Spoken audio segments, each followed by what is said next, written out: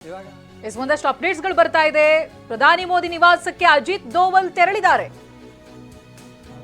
ಪ್ರಧಾನಿ ಮೋದಿ ನಿವಾಸಕ್ಕೆ ಅಜಿತ್ ದೋವಲ್ ತೆರಳಿದ್ದಾರೆ. ಜೊತೆಗೆ ಚರ್ಚೆಗಳಾಗ್ತಾ ಇದೆ ಅನ್ನೋದು ಗೊತ್ತಾಗ್ತಾ ಇದೆ. ಬ್ಯಾಕ್ ಟು ಬ್ಯಾಕ್ ಮಹತ್ವದ ಬೆಳವಣಿಗೆಗಳಾಗ್ತಾ ಇದೆ. ಅಜಿತ್ ದೋವಲ್ ಹಾಗೆ ಪ್ರಧಾನಿ ಮೋದಿ ಚರ್ಚೆ. ಮೋದಿ ನಿವಾಸಕ್ಕೆ ತೆರಳಿದ್ದಾರೆ ಅಜಿತ್ ದೋವಲ್. 6 ಗಂಟೆಯ ನಂತರದಲ್ಲಿ ಸಂಪೂರ್ಣ ಚಿತ್ರಣವೇ ಬದಲಾಗ್ತಾ ಇದೆ. ಒಂದ್ ಕಡೆ ಕದನ ವಿರಾಮ ಅಂತ ಬ್ಯಾಕ್ ಟು ಬ್ಯಾಕ್ ಟ್ವಿಟರ್ ಹ್ಯಾಂಡಲ್ಗಳಲ್ಲಿ ಟ್ವೀಟ್ ಆಗ್ತಾ ಇದೆ. ಡೊನಾಲ್ಡ್ ಟ್ರಂಪ್ ಸೇರಿದಂತೆ ಟ್ವೀಟ್ಗಳು ಬರ್ತಾ ಇದೆ. ಈಗ ಗೊತ್ತಾಗ್ತಾ ಇರೋದು ಅಜಿತ್ ದೋವಲ್ ಹಾಗೆ ಪ್ರಧಾನಿ ಮೋದಿ ಸಭೆ ನಡೆಸ್ತಾ ಇದ್ದಾರೆ. ಪ್ರಧಾನಿ ಮೋದಿಯ ನಿವಾಸಕ್ಕೆ ಅಜಿತ್ ದೋವಲ್ ಹೋಗಿದ್ದಾರೆ. ಇಬ್ರು ಜೊತೆಯಾಗಿ ಚರ್ಚೆ ಮಾಡ್ತಿದ್ದಾರೆ ಅನ್ನೋದು. ಇದಾಗಲೇ ಸುದ್ದಿಗೋಷ್ಠಿಯಲ್ಲೂ ಕೂಡ ಕದನ ವಿರಾಮಕ್ಕೆ ಸಂಬಂಧಪಟ್ಟ ಹಾಗೆ ಮಿಸ್ರಿ ಅಧಿಕೃತ ಮಾಹಿತಿ ಕೊಟ್ಟಿದ್ರು. 5 ಗಂಟೆಯಿಂದ ಕದನ ವಿರಾಮ ಜಾರಿ ಇದೆ ಅಂತ. ಬಟ್ ಈ ಮೀಟಿಂಗ್ ನಲ್ಲಿ ಏನಾಗುತ್ತೆ? ಅಜಿತ್ ದೋವಲ್ ಪ್ರಧಾನಿ ಮೋದಿಯನ್ನ ಈ ಸಂದರ್ಭದಲ್ಲಿ ಮೀಟ್ ಆಗ್ತಾ ಇರೋದು, ಮುಂದೆ ಯಾವ ರೀತಿಯಾದಂತಹ ಬೆಳವಣಿಗೆಗಳಾಗುತ್ತೆ, ಅಥವಾ ಈ ಭೇಟಿಯ ಉದ್ದೇಶ?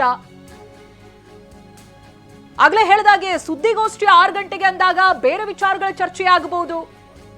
ಇಂಟರ್ನ್ಯಾಷನಲ್ ಬಾರ್ಡರ್ ನಲ್ಲಿ ಆಗಿರುವಂತಹ ಅಪ್ಡೇಟ್ಸ್ ಗಳನ್ನ ಕೊಡಬಹುದು ಅನ್ನೋದಾಗಿ ಅನ್ಕೊಳ್ತಾ ಇದ್ವಿ.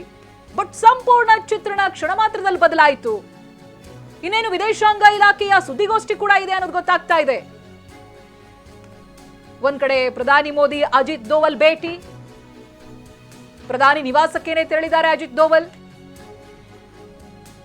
ಇದುವರೆಗಿನ ಭೇಟಿಯ ಅರ್ಥ ಬೇರೆ. ಬಟ್ ಈ ಭೇಟಿಗೆ ಪ್ರಮೋದ್ ಇದೆಲ್ಲವೂ ಕೂಡ ಈ ಮುಂದೆ ಯಾವ ರೀತಿ ನಡ್ಕೊಳ್ಬೇಕಾಯ್ತು. ಅಫ್ಕೋರ್ಸ್ ಕದನ ವಿರಾಮ ಅಂತ ಘೋಷಣೆ ಆದಮೇಲೆ ಎಲ್ಲವೂ ಕೂಡ ವಾಪಸ್ ಏನು ಬರಲ್ಲ. ಬಾರ್ಡ್ರಿಂದ ಮಿಲಿಟರಿ ಆಗಲಿ ನಮ್ಮ ಸಿಸ್ಟಮ್ಸ್ಗಳಾಗಲಿ ವಾಪಸ್ ಬರಲ್ಲ. ಅಲ್ಲೂ ಕೂಡ ಕಾಯ್ತಾ ಇರ್ತಾರೆ. ಅಫ್ಕೋರ್ಸ್ ಈಗ ಡಿಪ್ಲೊಮೆಸಿ ಮುಂದೆ ಬರುತ್ತೆ. ಈಗ ಮಿಲಿಟರಿ ಮುಂದೆ ಹೋಗುತ್ತೆ, ಡಿಪ್ಲೊಮೆಸಿ ಮುಂದೆ. ಇನ್ನು ಕೆಲವೇ ಕ್ಷಣಗಳಲ್ಲಿ ರಕ್ಷಣಾ ಸಚಿವಾಲಯದ ಸುದ್ದಿಗೋಷ್ಠಿ ಕೂಡ ಇದೆ. ಅಫ್ಕೋರ್ಸ್ ಪ್ರಹ್ಲಾದ್ ಅವರು ನಿಮ್ಮ ಜೊತೆಗೆ ಮಾತಾಡ್ತೀನಿ. ಒಂದು ಸ್ಮಾಲ್ ಬ್ರೇಕಿಂಗ್ ಇದೆ.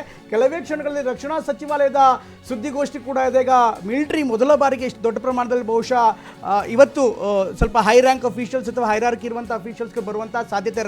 ಸಂಪೂರ್ಣವಾದಂಥ ವಿವರವನ್ನು ರಕ್ಷಣಾ ಸಚಿವಾಲಯ ನೀಡುತ್ತೆ. ಯಾಕೆಂದರೆ ಇಷ್ಟು ದಿನ ಕೆಲವೊಂದಿಷ್ಟು ವಿಚಾರಗಳನ್ನು ಹಾಗೆ ಗೌಪ್ಯವಾಗಿಟ್ಟಿದ್ರು ಆಪರೇಷನ್ ಕಾರಣಕ್ಕೋಸ್ಕರ.